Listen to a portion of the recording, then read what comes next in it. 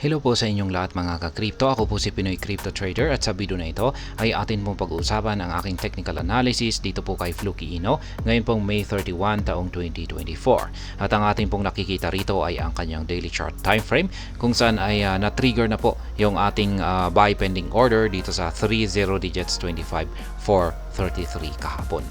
Ayan, nakakaranas na rin po itong si Fluky Ino ng kanyang pagbagsak mula po nung nagkaroon siya ng rejection dito sa resistance line, major resistance line po natin dito sa itaas na nasa presyong 30 digits 31,539. Pero yung kagandahan dyan ay at least nakapag-take profit po tayo dyan.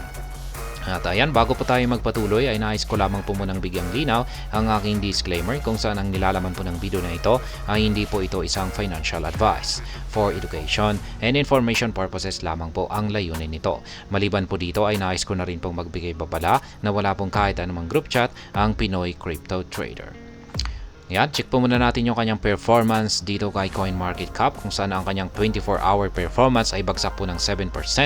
Ang kanyang 7-day performance naman ay nananatiling gain pa rin po ng 14.77%. Ang kanyang market cap naman ay bumagsak ng 6.99% at ang kanyang trading volume ay umaangat naman po ng 3.73%.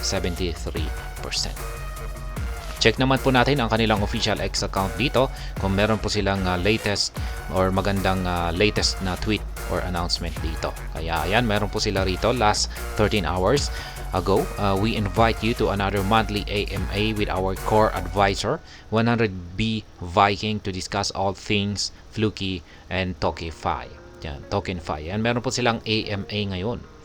Yan, yung AMA ay Ask Me Anything. Yan, pwede po nating tanungin lahat ng gusto nating malaman tungkol dito kay Fluky Ino. At ang yung sasagot po lahat sa mga katanungan natin dito ay ang core advisor na si 100B Viking. Ayan. Magaganap po ito sa June 3, yan, 11 AM UTC. Yan, ito po yung kanilang Telegram. Ayan. Telegram channel. Ayan, may pa-contest pa sila. Please leave your questions in the comments. Each selected question wins 100 USDT on the Binance Smart Chain. Ayan. Subukan po ninyong maglagay ng tanong dito. Ayan, mag-comment po kayo rito at magtanong po kayo. Kasi kung pag mapipili po yung tanong ninyo ay mabibigyan po kayo ng maaari po kayong manalo ng 100 USDT. Sayang na rin yan. Baka pala rin po tayo na tayo yung mapili dyan. Ayan, this marks the end of the post. Be vigilant against scam. Ayan, yung babala po nila ito. Congratulations to the 7 winners of the Fluky New York Campaign Challenge 2, each receiving $1,000. Ayan, tapos na po yung kanilang pa-event na ito. Ito yung ito lamang yung nakakalungkot lamang po rito ay yung makakapag-participate lamang po rito ay yung mga nasa New York City. Ayan, sa bansang US po ito. Hanapin mo lamang yung billboard na ito ni Fluky Ino, tapos magpapapicture ka, tapos post mo. Ayan, kung ikaw yung mapipili, mananalo ka ng 1,000. Ayan, $1,000. Ayan.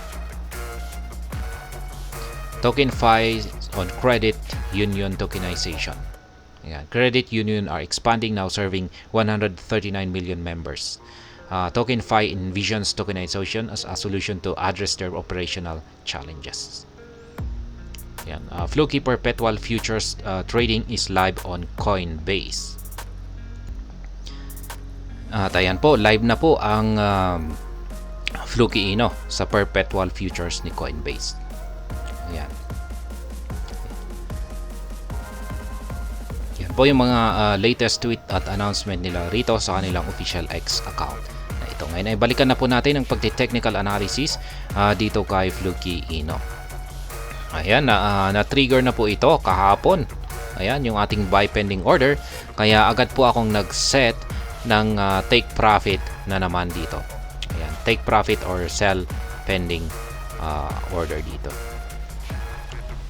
Ayan, dito po yan. Ayan. Kaya meron na lamang po ako ngayong dalawa na take profit or sell pending order dito sa itaas at saka dalawang buy pending order dito sa ibaba. Yan, yung mga kulay yellow na arrow signs na yan, ayan po yung aking mga sell pending order. Yung mga kulay blue naman na arrow signs dito sa ibaba ay aking mga buy pending order. Yung mga nadaanan naman ng mga candlestick ni Fluky Ino rito, ay ito po yung aking mga previous trades. Yan, mga previous trades ko rito. Yung mga kulay yellow na ito ay dito po ako nakapag-take profit. Kaya ayan, maraming beses na po akong nakakapag-take profit dito kay Fluky Ino. Ayan. Ngayon ay yung aking long-term price projection po rito kay Fluky Ino ay kung sakaling magkakaroon po siya ng breakout dito sa upper portion ng ating pattern na ito, or yung major resistance line natin na 30 digits 31,539. Yan, ay kung sakaling makakaranas siya ng breakout dito, ay yung sunod po nating price target dito ay ang 30 digits 44,024. Yan, ito po yung sunod na major resistance line natin dito. Ayan. Ngayon ay lapit naman po natin para po sa aking short term analysis dito. Ngayon ay tumagos po siya rito sa ating support line na ito, minor support line. At nabasag po ito kahapon at ayan, nagsisilbi na po itong isang resistance line. Kaya update po natin yung kulay. Color coding po natin dito ay lahat po ng mga kulay red ay support line, mga kulay green ay mga resistance line. Ngayon yung analysis ko po rito ay kung hindi po makakabalik sa itaas itong si Fluky Ino, ayan, ay ang mangyayari po rito ay mauuntog po siya rito at ayan, babagsak po siya hanggang dito sa sunod na support line natin dito sa ibaba. Ayan, sabi natin ay nauntog siya. Ayan, ginawa niya lahat ng kanyang makakaya para makabalik dito sa ibabaw ng price level na 30 digits 2543, pero bigo talaga siya. Mangyayari po rito ay ayan, babagsak po siya. Ayan, at posibleng bumagsak po siya hanggang dito sa 30 digits 21666 na sunod na or nakaabang na support line natin. At maaaring dito na po siya makaka-recover or dito po siya tatalbog at ayan, bago po niya ulit subukang umangat. Ayan, or ang isa pong posibleng mangyayari rito ay kung pag nauntog siya rito ay ayan, magko-consolidate lamang po siya rito sa ilalim ng resistance line natin na ito.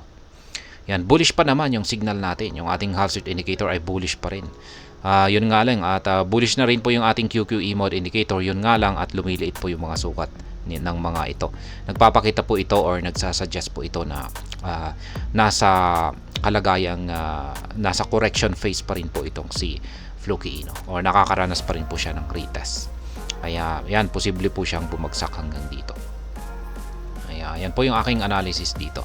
Pero kung sakaling nakabalik po siya rito sa ibabaw, ayan, or nabasag po niya muli yung resistance line natin dito, ay may posibilidad po na magpapatuloy po siya sa kanyang pag-angat sa presyo. Yan. Pero sa tingin ko mas mataas po yung posibilidad na magkakaroon pa muna siya ng correction or retest. Kaya ayan, dapat ay nakaabang po yung ating buy pending order dito kung sakaling baka bumagsak siya hanggang dito. Ayan. Yan po ulit yung aking mga live spot trading positions dito kay Fluky Ino. Maaari po ninyo itong gayahin or kopyahin. Ayan. At yan, malaya po kayong gawin yan. At yung aking trading, yung platform na ginagamit ko po rito sa pagte-technical analysis kay Fluky Ino ay ang TradingView.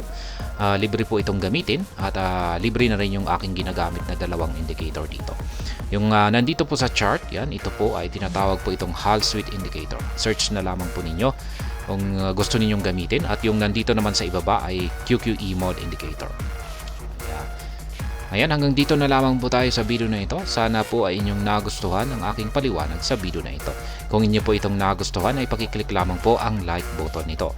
Para naman po sa mga bago lamang dito, kayo po ay aking inaanyayahan para mag-subscribe. Pakiclick na rin po ang bell icon nito dahil ito po ang siya magsisilbing notification nito sa mga bago kong videos na akin pong ina-upload sa aking YouTube channel na ito.